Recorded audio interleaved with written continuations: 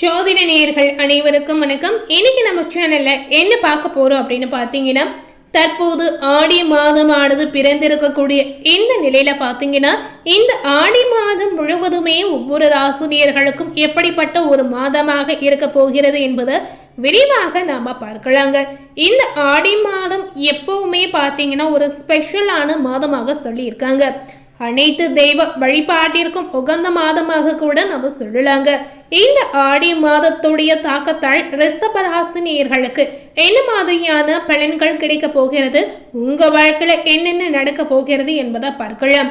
அதற்கு முன்னாடி குலதெய்வத்தின் அருள் உங்களுக்கு முழுமையாக கிடைக்கணும் அப்படின்னு ஆசைப்பட்டீங்கன்னா கண்டிப்பா இந்த ஆடி மாதத்தில் இந்த ஒரு வழிபாட்டை மட்டும் நீங்க மிஸ் பண்ணவே கூடாதுங்க. இந்த ஒரு விஷயத்தை நீங்க செய்து வந்தீங்கன்னா கண்டிப்பா உங்க வாழ்க்கையில நினைத்து பார்க்காத மாற்றங்களை நீங்க அனுபவிக்க முடியும். ஸோ முதல்ல இந்த வழிபாடு எப்படி செய்யணும் அப்படின்னு பார்த்துட்டு அதன் பிறகு உங்களுக்கு என்ன பலன் கிடைத்திருக்கு என்பதை நம்ம விரிவாக பார்க்கலாம்.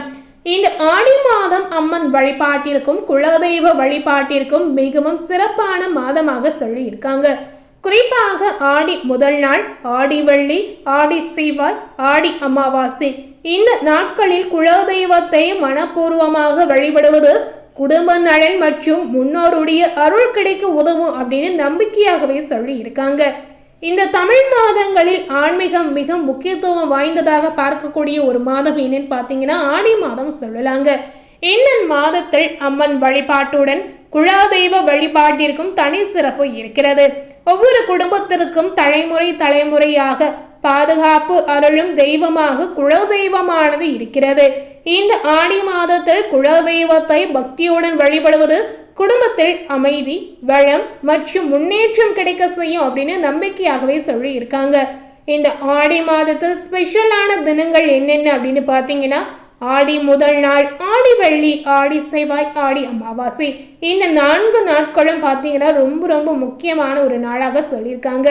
குலதெய்வ கோவிலுக்கு சென்று இந்த நாளில் நீங்க தரிசனம் செய்யலாம். கோவிலுக்கு செல்ல முடியாதவர்கள் வீட்டிலேயே குலதெய்வ படம் அல்லது மனதில் குலதெய்வத்தை நினைத்து நீங்க வழிபாடு செய்யலாங்க.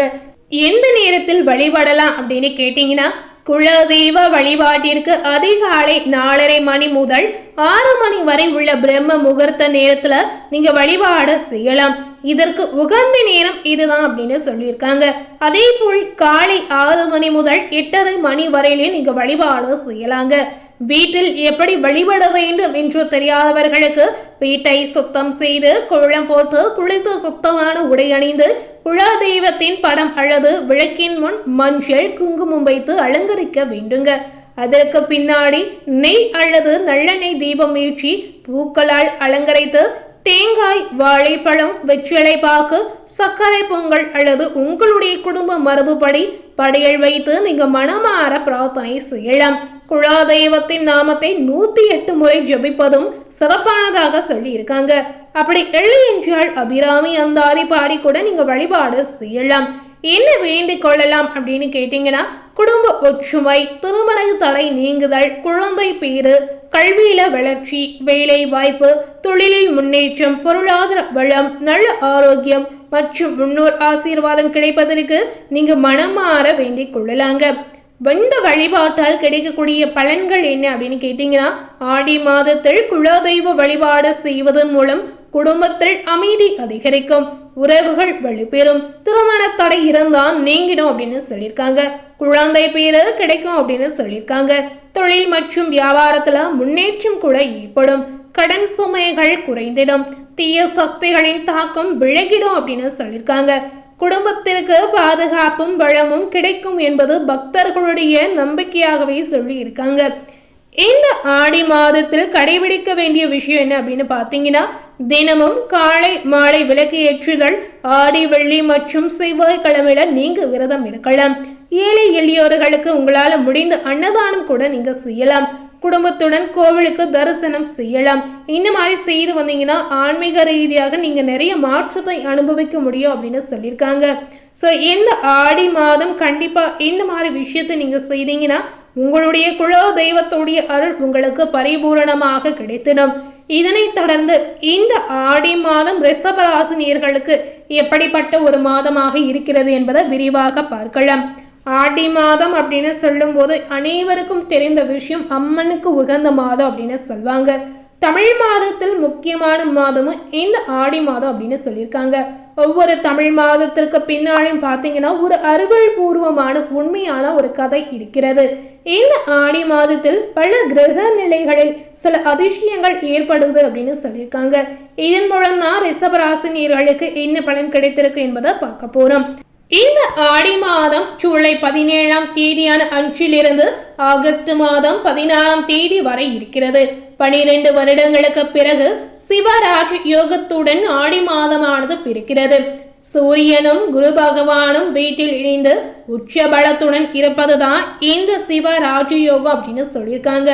இந்த மாதத்தில் சூரியன், புதன், குரு கடகராசில பயணிக்க இருக்கிறாங்க. இந்த நேரத்தை பார்த்தீங்கன்னா சுக்கிரன் கன்னி ராசியில பயணிக்க போகிறார். செவ்வாய் சுக்கிரனுடைய வீட்டில் அமர்ந்து இருக்கிறார். புதன் பகவான் இந்த நேரம் வக்ரமாக இருப்பதாக சொல்லி இருக்காங்க. ராகு கேதுவின் தாக்கம் இந்த மாதம் அதிகமாகவே இருக்கிறது. சுக்கிரன் மற்றும் ராகுவினுடைய சேர்க்கையால் நல்ல பலனை நீங்க பெற போறீங்க. இந்த ஆடி மாதம் ரிஷபராசி நேயர்களுக்கு என்ன மாதிரியான மாற்றத்தை கொடுத்திருக்கு அப்படின்னு பார்க்க, உறவுகள் தொடர்பான விஷயத்துல வெற்றிகள் ஏற்படும் அப்படின்னு சொல்லியிருக்காங்க. லாபமும் உங்களுக்கு அதிகரிக்கும்.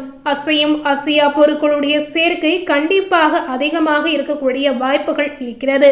தொழிலில் நிறைய மாற்றங்கள் உண்டாகலாம். ஆடி மாதத்தில் பூமி பூஜை போடுவதற்கான யோகங்கள் நிறைய பேருக்கு இருக்குங்க. புதிய வண்டி வாகனங்களை வாங்கக்கூடிய அற்புதங்களும் நடக்கலாம். உள்ளூர், வெளியூர், வெளிநாடு பயணம், கடல் கடந்த பயணம், தொழில் நிமித்தமான பயணங்களை மேற்கொள்ளக்கூடிய இந்த மாதிரி அனைத்து விதமான அற்புதமான வாய்ப்புகளும் உங்களுக்கு தேடி வரும் அப்படின்னு குறிப்பாகவே சொல்லியிருக்காங்க.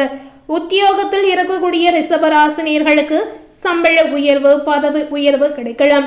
எடுத்த காரியங்களில் வெற்றி ஏற்படும். தனிப்பட்ட முறையில பார்த்தீங்கன்னா செல்வாக்கு அதிகரிக்கும். உங்களுக்கும் உங்களை சார்ந்தவர்களுக்கும் அனுகூலமான பலனை நீங்க பெற போறீங்க. ஏற்றங்கள் நிறைந்த ஒரு காலகட்டம் அப்படின்னு சொல்லியிருக்காங்க. பொருளாதாரத்தில் முன்னேற்றம் உண்டாகலாம்.